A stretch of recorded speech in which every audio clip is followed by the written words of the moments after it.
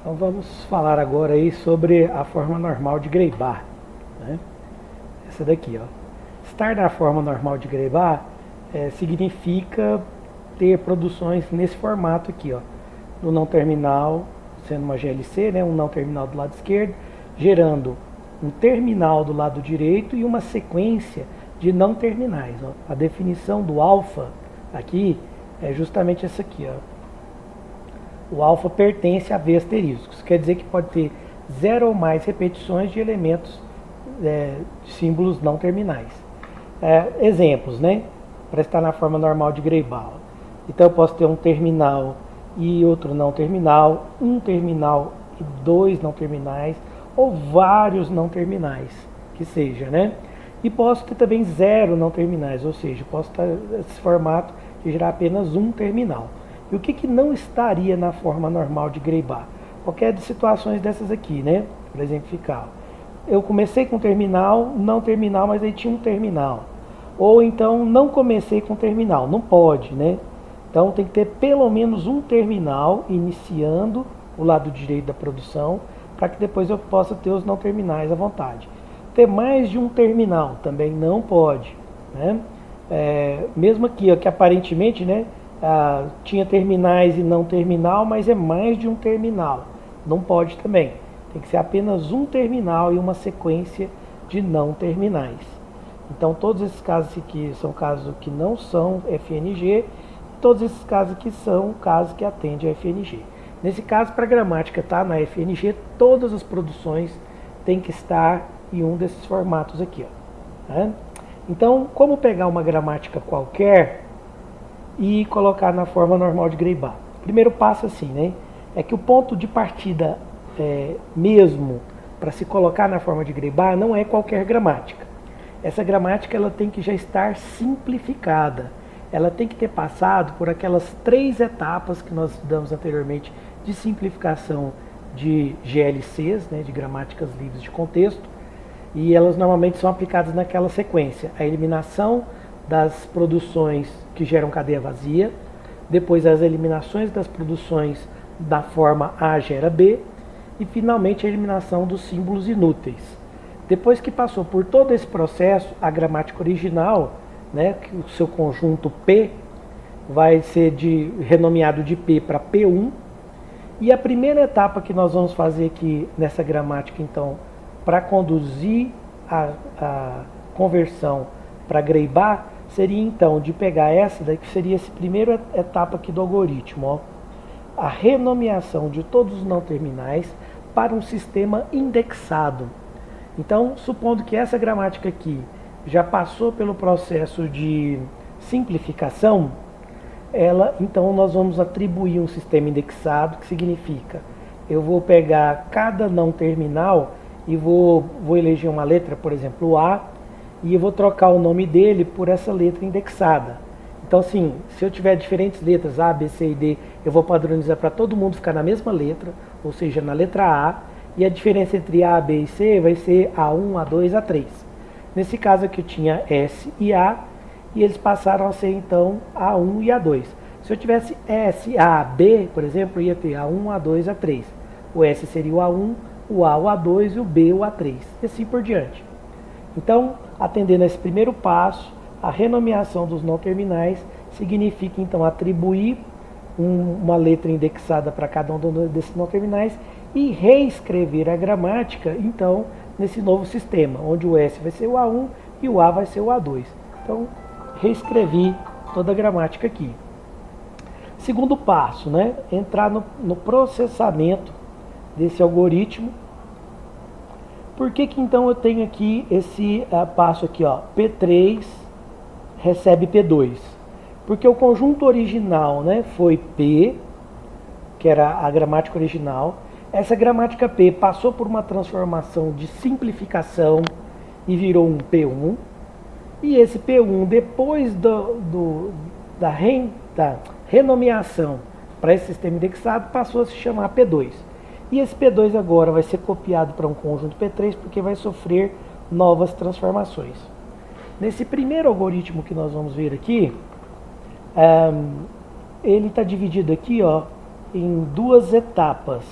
foram chamadas de 3 e 4, porque A1 já foi considerado como a etapa da simplificação e A2 como a etapa da renomeação. A etapa 3, então, consistiria nisso aqui, ó, de garantir que os índices estejam organizados de tal forma que o índice R seja sempre inferior ou igual ao índice S. Então aqui, ó, supondo as produções nesse formato, né? Então, seja quais forem as produções aqui, ó, eu vou dizer que o elemento do lado esquerdo é um AR e que o primeiro elemento do lado direito seja um AS. Eu quero organizar as produções de tal forma que o índice dessa produção aqui, desse elemento que é o gerador, sempre vai ser menor ou igual ao índice do primeiro elemento do lado direito. Por exemplo, essa produção aqui está atendendo a essa exigência. Só que essa produção aqui, ó, ela não atende, porque esse índice está maior do que o índice desse primeiro elemento aqui, ó. Então essa etapa é justamente para corrigir essa situação. Nós vamos ver que essa produção aqui vai ser impactada, né? Então, de que forma que isso aqui acontece? Então eu vou passar a interagir com essas produções, considerando o índice R variando de 1 até N. Quem é esse N? É a quantidade de índices que eu tenho. Por exemplo, isso aqui produziu 2 índices. Então meu N vai ser 2. Então para o R valendo 1, né, e ele vai variar de 1 até N, eu vou considerar os S de 1 até R menos 1. Quando o R estiver valendo 1, para eu processar a primeira vez esse laço aqui, ó, o meu S ele vai de 1 até R menos 1. Bom, mas se o R vale 1, R menos 1 é 0. Então de 1 até 0 são 0 iterações. Então para o R valendo 1, não vai ter nenhuma providência, né, não vai ter nenhum processamento aqui, ele está vazio. Agora para o R valendo 2, aí sim eu vou ter alguma iteração nesse laço aqui, né? Então para o R valendo 1 não teve nenhuma providência, né? Não existia nenhuma produção onde o A1 gerava o próprio A1, né? Esse caso aqui, ó, nessa sequência aqui, eu estou em busca de produções onde o índice do gerador é igual ao índice do gerador do primeiro elemento do lado direito da produção. Então, por exemplo, eu não tenho nenhuma produção aqui onde o A1 gere A1 no início do lado direito. Então essa parte do laço aqui também não vai ser sensibilizada para A1.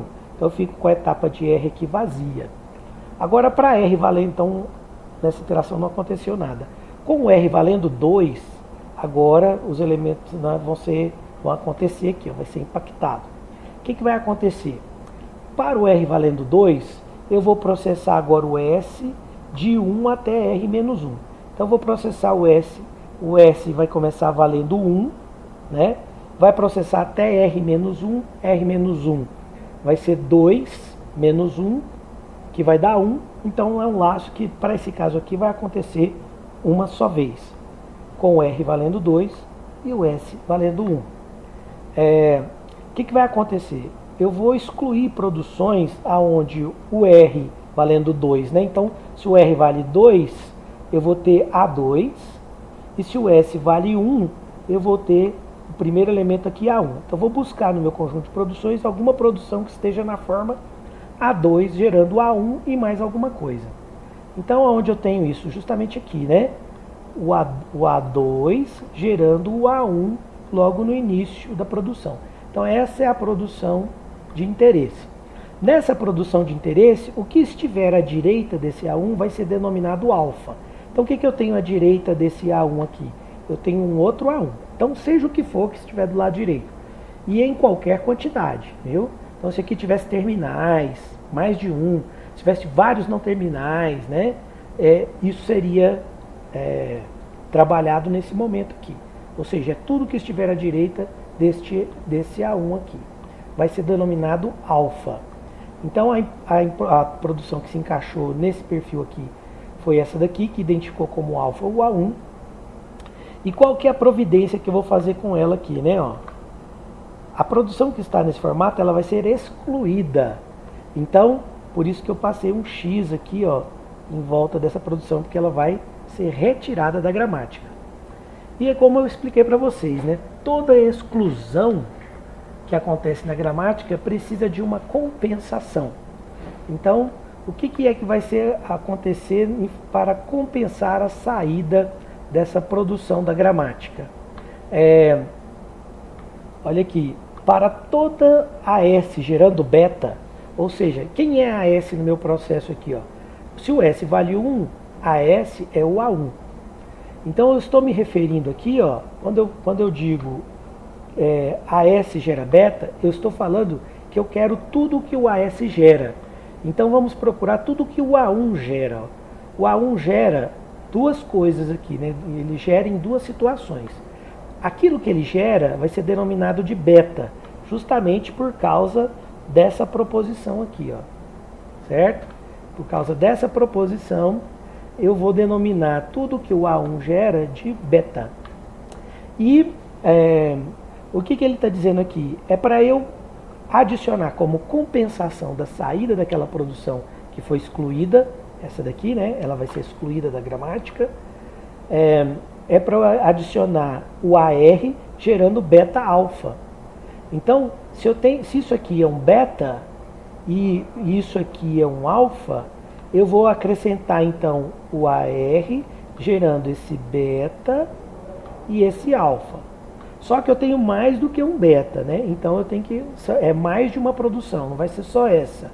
Para esse outro beta, eu também vou colocar o meu AR gerando esse beta mais esse e mais o alfa. Note aqui que o alfa é único, só tem um alfa. Então eu vou acrescentar para cada um dos betas, né, uma produção. Então para esse primeiro beta, esse beta combinado com esse alfa e esse outro beta combinado com esse outro alfa. Para cada iteração, o alfa vai ser único e vou ter vários betas. Só que se eu tiver mais iterações no laço, pode ser que esse alfa mude em função dessa interação mais externa aqui, né? Mas para esse caso aqui não ocorreu, certo? Então, isso significa que ao retirar essa produção aqui, essas outras duas serão incluídas.